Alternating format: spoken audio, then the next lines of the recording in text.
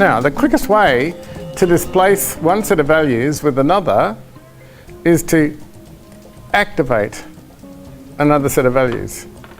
So if you concentrate on activating a set of values within you, especially when it comes towards money, and making money not an end in itself. You know, in other words, the man with the most money wins. If you do that, then it'll have its old value system of greed and power and absolute power and you know, and all of those things that we're born with, you know. Rich people are evil and money's dirty and filthy lucre. All of that sort of stuff, all those limiting things. So here's what I want you to do with money. Treat it as much as you possibly can as a scorecard. It's just now a measurement system like a ruler.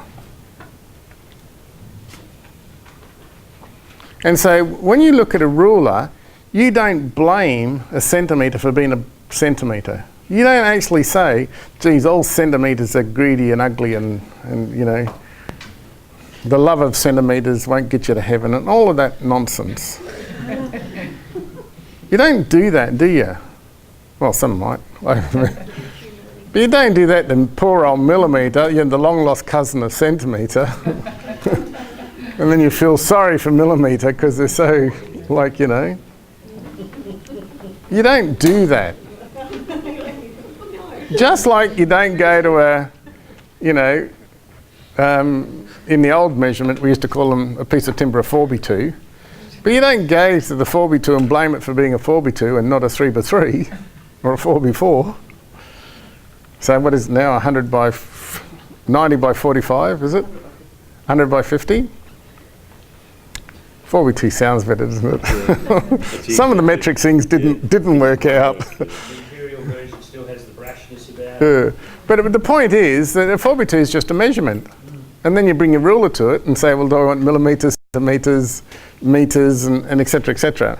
Okay? It loses its emotional value then. Well, now that's what you've got to do to them. That's exactly what you've got to do to money.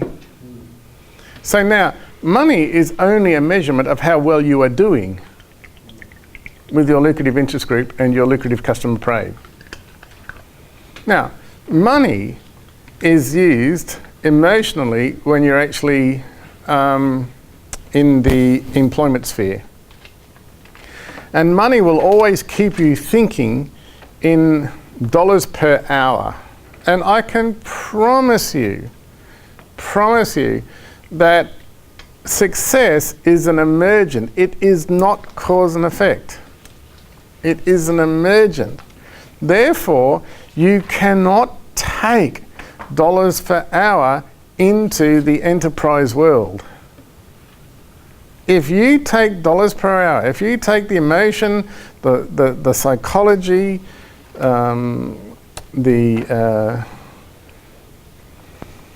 know, the thinking, if you take that into enterprise, you will not evolve, because that will keep you firmly, rock solid, set in concrete, mindset in the psychoactivity of the blue system.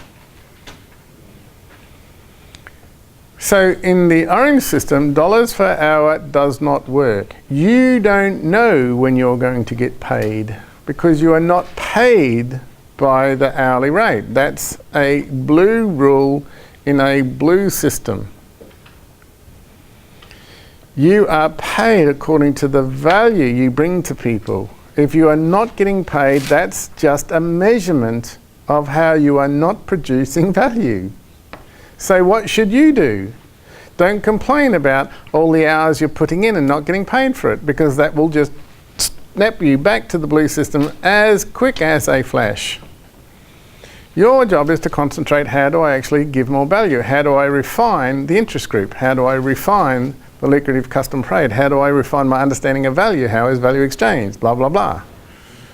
Now, once you can free yourself of the dollar per hour, now you can leverage yourself infinitely. But if you can't do that psychologically and emotionally, you can't, it's too psychoactive. Long-established money mastery mentor Paul Counsel has shown thousands of participants how to establish effective money thinking. Result equals freedom.